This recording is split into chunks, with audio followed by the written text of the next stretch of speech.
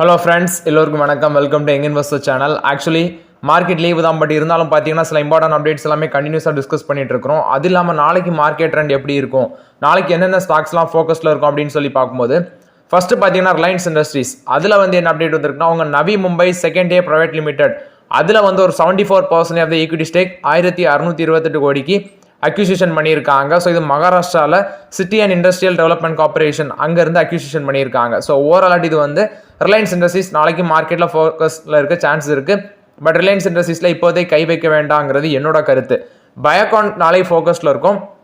Committee of medicinal product of use இவங்க பார்த்தீங்கன்னா இவங்களோட ஒரு பயோசிமிலர் இன்டெக் அதுக்கு அப்ரூவல் கொடுத்துருக்காங்க பயோசிமிலருக்கு.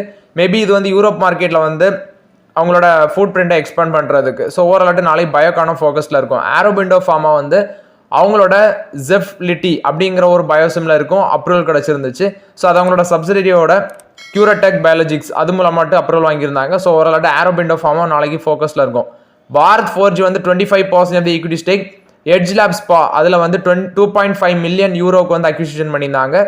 ஸோ நாளைக்கு பாரத் 4G மார்க்கெட்டில் ஃபோக்கஸில் இருக்கும். லூபின் ஃபோக்கஸில் இருக்க சான்ஸ் இருக்குது. இவங்க 3 anti diabetes trade mark acquisition பண்ணியிருந்தாங்க. போரிங்கர் இங்கல்ஹிம் அவங்கள்ட்ட அக்யூசிஷன் பண்ணியிருந்தாங்க. ஸோ இது அவங்களோட டயபெட்டிஸ் போர்ட்ஃபோலியோ இந்தியாவில் இன்னும் ஸ்ட்ரென்தன் பண்ணுறதுக்கு அக்யூசிஷன் பண்ணியிருக்காங்க. ஸோ ஓவராலாட்டு நாளைக்கு மார்க்கெட்டில் லூபினோ ஃபோக்கஸில் இருக்க அதிக சான்சஸ் இருக்குது. ஆப்கான்ஸ் இன்ஃப்ராஸ்ட்ரக்சர் நாளைக்கு ஃபோக்கஸில் இருக்கும். ஏன்னு பார்க்கும்போது எம்பி மெட்ரோ ரயில் கார்பரேஷன் ஒரு 1007 கோடி வேல்யூ உள்ள மெட்ரோ ரயில் ப்ராஜெக்ட் கான்ட்ராக்ட் இவங்களுக்கு கிடச்சிருக்கு. HBL பவர் சிஸ்டத்துக்கும் இவங்களுக்கு Chittaranjan locomotive work supply installation and train collision avoidance system அதில் ஒரு 1522 கோடிக்கு ஆர்டர் கிடச்சிருக்கு. ஸோ ஓவரால் இந்த பர்ச்சேஸ் ஆர்டரோட கம்ப்ளீஷேஷன் பார்க்கும்போது 12 months. ரைட்ஸ் என்ன சொல்கிறாங்கன்னா 297 கோடிக்கு அவங்களுக்கு ஒரு ஆர்டர் கிடச்சிருந்துச்சு மினிஸ்ட்ரி ஆஃப் எக்ஸ்டர்னல் அஃபேர்ஸ்லேருந்து. ஸோ ஓவரால் நாளைக்கு மார்க்கெட்டில் ரைட்ஸும் பார்த்தீங்கன்னா ஃபோக்கஸில் இருக்கும். 63 மூன்ஸ் டெக்னாலஜிஸ் 1950 கோடிக்கு நேஷனல் ஸ்பாட் எக்ஸ்சேஞ்ச் லிமிடெட் அவங்கள்ட்ட ஒரு ஆர்டர் கிடச்சிருக்கு அப்படின்னு சொல்லி ஒன் டைம் செட்டில்மெண்ட் ப்ரொபோசல் வந்திருக்கு. நாளைக்கு இவங்களும் ஃபோக்கஸில் இருக்க சான்ஸ் இருக்குது மார்க்கெட்டில். நெக்ஸ்ட் பார்த்தீங்கன்னா கமெண்ட்ஸில் சில டவுட்ஸ் கேட்டிருக்கீங்க. ஃபர்ஸ்ட்டு ப்ரோ இந்த இந்தியன் ஆயில் கார்பரேஷனை கன்சிடர் பண்ணலாமா அப்படின்னு சொல்லி. இந்தியன் ஆயில் கார்பரேஷன்லாம் நான் முன்னாடி கன்சிடர் பண்ணியிருந்தேன். ஸோ ஆக்சுவலி என்கிட்ட இருக்குது, ப்ளஸ் டிவிடெண்டும் நமக்கு அப்பப்போ கிடச்சிட்டு இருக்கு. இந்தியன் ஆயில் கார்பரேஷன் பேசிக் நீங்கள் புரிஞ்சுக்கணும். அந்த ஷேர் பேசிக் ஆக்சுவலி அது ஃபண்டமெண்டலி ஸ்ட்ராங் தான். ஆனால் லாஸ்ட் அவங்களோட குவார்டர் ரிசல்ட்ஸ் எல்லாமே கண்டினியூஸாக ப்ராஃபிட்லாம் பயங்கரமாக அடி வாங்குறாங்க. அதுக்கு ரீசன்ஸ் அப்படின்னு சொல்லி பார்க்கும்போது அந்த கிராஸ் ரிஃபைனிங் மார்ஜின் அப்படின்னு ஒன்று ஃபிக்ஸ் பண்ணுவாங்க. அந்த மார்ஜின் படிப்படியாக இப்போ ரொம்பவே குறைஞ்சிருக்கு. அது ஒரு ரீசன் ப்ராஃபிட் அடி வாங்குறதுக்கு. நெக்ஸ்ட் இப்போ பெட்ரோல் விலை ஏற்றுறது பார்த்தீங்கன்னா government according to the politics situation அப்படி தான் முடிவெடுப்பாங்க. ஸோ இப்போ ரேட்டை ஏற்றவும் முடியாது சிச்சுவேஷனுக்கு அக்கார்டிங் டு த சிச்சுவேஷன். இப்போ இன்டர்நேஷனல் மார்க்கெட்டில் ரேட்டு குறைஞ்சாலுமே நம்ம இதில் 100 rupees தான் விற்குது. அதே சமயம் இன்டர்நேஷனல் மார்க்கெட்டில் ரேட்டு கூடினாலுமே கவர்மெண்ட் 100 rupees தான் விற்கிறாங்க. ஒருவேளை ப்ரைஸ் ஹைக் பண்ணும்போது பப்ளிக்ட்டு அது ப்ரெஷர் ஆகி இருக்கிற கவர்மெண்ட்டுக்கு எகென்ஸ்டாக போயிடக்கூடாது. அப்படியும் சில முடிவுகள்லாம் எடுப்பாங்க. அதனால தான் பார்த்தீங்கன்னா PSU கம்பெனிஸில் ரொம்பவே அதிகமாட்டி இன்வெஸ்ட்மெண்ட் பண்ணுறது எப்போவுமே பெரிய அளவில் ரிட்டர்ன்ஸ் கிடைக்காது. ஆனால் இந்த ஸ்டாக்ஸோட ப்ராஃபிட் எல்லாமே நான் லாஸ்ட் BPCL HPCL அதே மாதிரி IOCL இவங்களோட லாஸ்ட் 3 quarter ரிசல்ட்ஸ் எல்லாமே எடுத்து பார்த்தீங்கன்னா ப்ராஃபிட்லாம் பயங்கரமாக அடி வாங்கியிருக்கு. அதனால தான் இப்போதைக்கு இதில் வெயிட் பண்ணுங்கன்னு சொல்கிறது. அது மாதிரி கோல் இந்தியா அதுலேயும் பார்த்தீங்கன்னா ப்ராஃபிட்லாம் கொஞ்சம் இறங்கியிருக்கு. ப்ளஸ் என்னென்னா டிவிடெண்ட் ஒரு நல்ல டிவிடெண்ட் முன்னாடியே கன்சிடர் பண்ணியிருந்தீங்கன்னா ஒரு 100% கிட்ட ரிட்டர்ன்ஸ் கொடுத்துருக்கு. கோல் இந்தியாலாம் நல்ல ஒரு டிவிடெண்ட் கொடுத்துருக்காங்க. பட் இப்போதைக்கு PSU செக்டார் ஸ்டாக்ல இதனால தான் நான் உங்கள்கிட்ட ஒதுங்கிருங்கன்னு சொல்கிறது, வேற ரீசன் இல்லை. நெக்ஸ்ட் பந்தன் பேங்க் பார்க்கும்போது 169 ரூபாயில் இருக்குது. பந்தன் பேங்க் பார்த்தீங்கன்னா லாஸ்ட் 5 years நான் நெகட்டிவ் ரிட்டர்ன்ஸ் கொடுத்த ஸ்டாக்லாம் எடுத்து டிஸ்கஸ் பண்ணியிருந்தேன் ஒரு வீடியோவில். அதில் பந்தன் பேங்க் ஒன்று. ஸோ இப்போதைக்கு இதெல்லாம் அவாய்ட் பண்ணுறது தான் பெட்டருங்கிறது என்னோட கருத்து. நெக்ஸ்ட் ஒருத்தர் கேட்டிருக்காரு, bro coming months festival, so new year time gold jewellery stock எல்லாமே மேலே போகும், அதனால ராதிகா ஜுவல்லர்ஸ் இந்த ஸ்டாக் எல்லாம் மேலே போகுமா அப்படின்னு சொல்லி. அடுத்தது கோல்டியன் இன்டில்னு ஒரு ஸ்டாக் கேட்டிருக்காரு. ஸோ இதெல்லாம் ட்ராக் பண்ணுறது இல்லை. மேபி எனக்கு தெரிஞ்சு ஸ்மால் கேப் கம்பெனிஸாக மிட் கேப் பண்ணி நான் ட்ராக் பண்ணிட்டு டெஃபினட்டாக உங்களுக்கு அப்டேட் பண்ணுறேன். பட் ஆக்சுவலி ஃபண்டமெண்டலி ஸ்ட்ராங்காக இருக்குது. இந்த கல்யாண், தங்கமயில், டைட்டனு இது எல்லாமே ஓவர் வேல்யூடாக இருக்குது. இது வச்சிருக்கவங்களுக்கு ஒரு நல்ல ரிட்டர்ன்ஸ் மேபி கிடைக்க சான்சஸ் இருக்குது இந்த டைமில். ஸோ அதை வச்சிருக்கவங்க தைரியமாக ஹோல்ட் பண்ணிக்கோங்க. நெக்ஸ்ட் வேதாந்தா கொடுத்த அப்டேட்டு. வேதாந்தாவோட ஸ்டாக் நாளைக்கு ஃபோக்கஸில் இருக்க சான்சஸ் இருக்குது. அவங்க நாளைக்கு பார்த்தீங்கன்னா 4th இன்ட்ரீம் டிவிடெண்ட் அனௌன்ஸ் பண்ண இருக்கிறாங்க. அது இல்லாமல் ரெக்கார்ட் டேட் அவங்க சொல்கிறது, இஃப் அவங்க ரெக்கார்ட் டேட் இது டிவிடெண்ட் அனௌன்ஸ் பண்ணாங்கன்னா ரெக்கார்ட் டேட் டிசம்பர் 24 அப்படின்னு சொல்லியிருக்காங்க. இதுக்கு முன்னாடி அவங்க டோட்டலாட்டு 35 ரூபா டிவிடெண்ட் கொடுத்தாச்சு. ஸோ மேபி நாளைக்கு டிவிடெண்ட் அனௌன்ஸ் பண்ணாங்கன்னா டிசம்பர் 24 ரெக்கார்ட் டேட். டிவிடெண்டுக்கு வேண்டி இந்த ஸ்டாக்கை கன்சிடர் பண்ணாதீங்க. ஸோ கொஞ்சம் கடன் அதிகமாக இருக்குது. ப்ளஸ் பார்த்தீங்கன்னா அந்த ஸ்டாக் கொஞ்சம் ப்ரெஷரில் தான் இருக்குது. ரீசன்ஸ் நீ பார்க்கும்போது அவங்க வந்து பார்த்தீங்கன்னா அந்த ஸ்டெர்லைட் அது அவங்களுக்கு தூத்துக்குடியில் மூடி இருக்குது, அதுலேருந்து ரெவன்யூ வரல. ஸோ ஓவராலாட்டு கடன் அதிகமாக இருக்கிறதுனால கொஞ்சம் ஸ்ட்ரகிள் பண்ணுறாங்க. அதனால வந்து பார்த்தீங்கன்னா ரொம்பவே கேர்ஃபுல்லாக இருக்கிறது நல்லதுங்கிறது என்னோட கருத்து. ஃப்ரெஷ் என்ட்ரியை வேதாந்தால அவாய்ட் பண்ணுறது பெட்டருங்கிறது என்னோட கருத்து.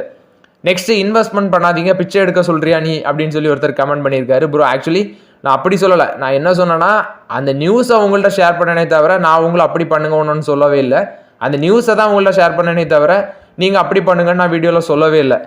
நெக்ஸ்ட் ஒருத்தர் விப்ரோவை பற்றி கேட்டிருக்காரு. ப்ரோ விப்ரோ வாங்கலாமா அப்படின்னு சொல்லி. ப்ரோ நிறைய வாட்டி நம்ம டிஸ்கஸ் பண்ணியிருந்தோம் விப்ரோ, பட் லாங் டைமுக்கு ஒர்த்தான ஸ்டாக்ஸ் தான். அந்த ஐடி செக்டரில் விப்ரோ இந்த வருஷத்தில் நல்ல ரிட்டர்ன்ஸ் கொடுத்துரு. பட் ஆக்சுவலி 2 இயர்ஸ் பேக் பார்க்கும்போது பெரிய அளவில் மூமெண்ட்ஸ் இல்லை.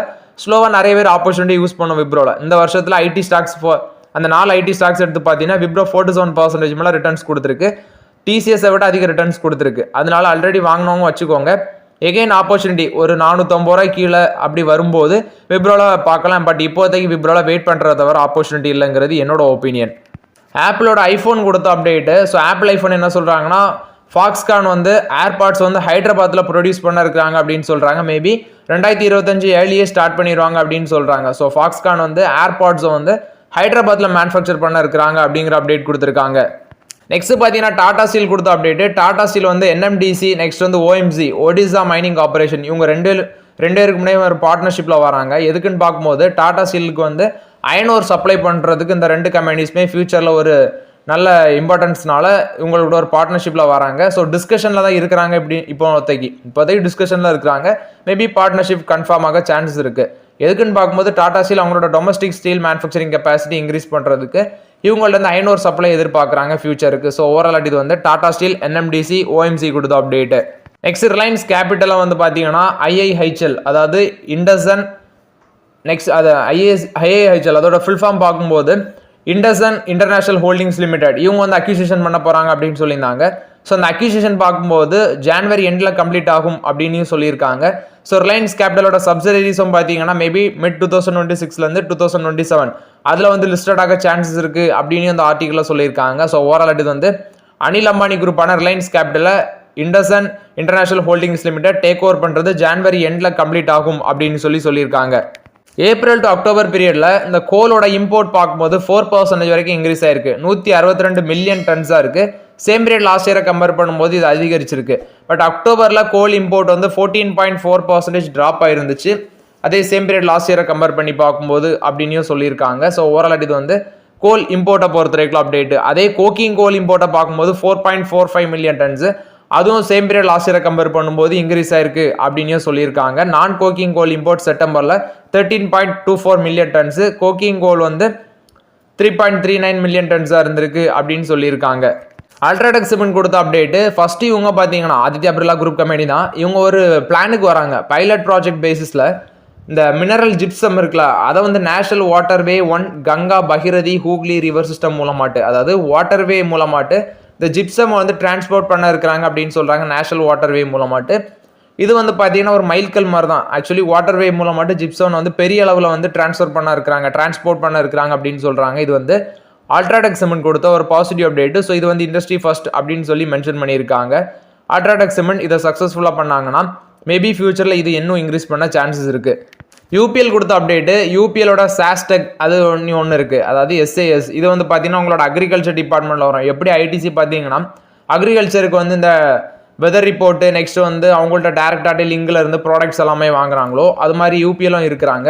ஸோ இந்தியன் அக்ரிகல்ச்சருக்கு வந்து டெக்னாலஜி லெவரேஜ் பண்ணுறது, டிஜிட்டல் இனோவேஷன், நெக்ஸ்ட் வந்து ஸ்ட்ராட்டஜி, வெதர் ரிப்போர்ட்ஸ் கொடுக்குறது, ஃபார்மிங் எக்கோசிஸ்டம் இதெல்லாமே ப்ரொவைட் பண்ணுறதுக்கு அக்ரிகல்ச்சர் ஸ்பேனிங்கை வந்து 400 மில்லியன் ஏக்கர்ஸ் ஆட்டி இன்க்ரீஸ் பண்ணுறாங்க. 130 மில்லியன் ஃபார்மர்ஸுக்கு வந்து பார்த்தீங்கன்னா ஸ்மால் ஹோல்டர்ஸ் ஆட்ட அவங்க கைவசம் வச்சுருக்காங்க. ஸோ ஓவரால் இது வந்து யூபிஎல் கொடுத்த அப்டேட்டு. ஸோ இதுக்கு வேண்டி அவங்க ஒரு $200 மில்லியன் நாங்கள் இன்வெஸ்ட்மெண்ட் பண்ணுறோம் அப்படின்னு சொல்கிறாங்க. இதில் இவங்களோட ரோல் பார்க்கும்போது graph production product seller to solution provider அப்படிங்கிற ரோல் தான் இவங்க ப்ளே பண்ணுறாங்க. இது வந்து யூபிஎலோட எஸ்ஏஎஸ் அவங்க கொடுத்த அப்டேட்டு. டிக்சன் டெக்னாலஜிஸ் வந்து பார்த்தீங்கன்னா 40% ஆனுவல் டாப் லைன் குரோத்தை வந்து எதிர்பார்க்குறாங்க அப்படின்னு சொல்கிறாங்க நெக்ஸ்ட் 4 இயர்ஸில். டிக்சன் டெக்னாலஜிஸ்னால் அந்த மொபைல் ஃபோன்லாம் மேனுஃபேக்சர் பண்ணுறாங்க, அதான் அந்த டிக்சன் டெக்னாலஜிஸ். இந்த கம்பெனி வந்து பார்த்தீங்கன்னா 2000 crores வந்து 5 இயர்ஸ் பேக்லேயே வந்து டர்ன் ஓவர் பண்ணியிருக்காங்க. ஸோ ஃபினான்ஷியல் 25ல் 38,000 கோடியிலேருந்து 40,000 கோடி வரைக்கும் ரெவன்யூ எதிர்பார்க்குறோம் அப்படின்னு சொல்லியிருக்காங்க. ஐடி, ஹார்ட்வேர், டெலிகாம் இந்த செக்மெண்ட்லாம் பெரிய அளவில் வளர்ச்சி எதிர்பார்க்குறோம் அப்படின்னு சொல்கிறாங்க. இது வந்து டிக்ஸர் டெக்னாலஜிஸ் கொடுத்த அப்டேட்டு. நெக்ஸ்ட் பார்த்தீங்கன்னா இந்த குகேஷ் ஆக்சுவலி செஸ் பிளேயரு, அவர் வந்து பார்த்தீங்கன்னா வேர்ல்டு சாம்பியன் அடிச்சிருக்கிறாரு. 18 வயசு தான் ஆகுது. இன்னைக்கு ஒரு ஆர்டிகல் பார்த்தேன், அவருக்கு டோட்டலாட்டு வந்து பார்த்தீங்கன்னா வின்னிங் அமௌண்ட் 11 கோடி கிடச்சிருக்கு. அதில் வந்து அவர் டேக்ஸ் ஆட்டே 4.67 crore வந்து டேக்ஸ் ஆட்டு பே பண்ணணும் அப்படின்னு சொல்லி அவங்களோட ஃபினான்ஸ் மினிஸ்டர் ஃபோட்டோ போட்டு செக்மேட் அப்படின்னு சொல்லி வந்திருக்கு. பட் ஆக்சுவலி இது எந்த அளவு உண்மை எனக்கு தெரில, பட் வந்துருந்துச்சு ஆர்டிகல். இது வந்து உண்மையா அப்படின்னு சொல்லி நீங்கள் கமெண்ட்டில் சொல்லுங்கள். ஸோ ஓகே ஃப்ரெண்ட்ஸ், ஆக்சுவலி இந்த வீடியோவில் சில இம்பார்ட்டன் அப்டேட்ஸ் எல்லாமே டிஸ்கஸ் பண்ணோம். இந்த வீடியோ உங்களுக்கு பயனுள்ளதாக இருக்கும்னு நினைக்கிறேன். பயனுள்ளதாக இருந்துச்சுன்னா லைக் பண்ணுங்கள், சப்ஸ்கிரைப் பண்ணுங்கள், கமெண்ட் பண்ணுங்கள். Okay friends, thank you.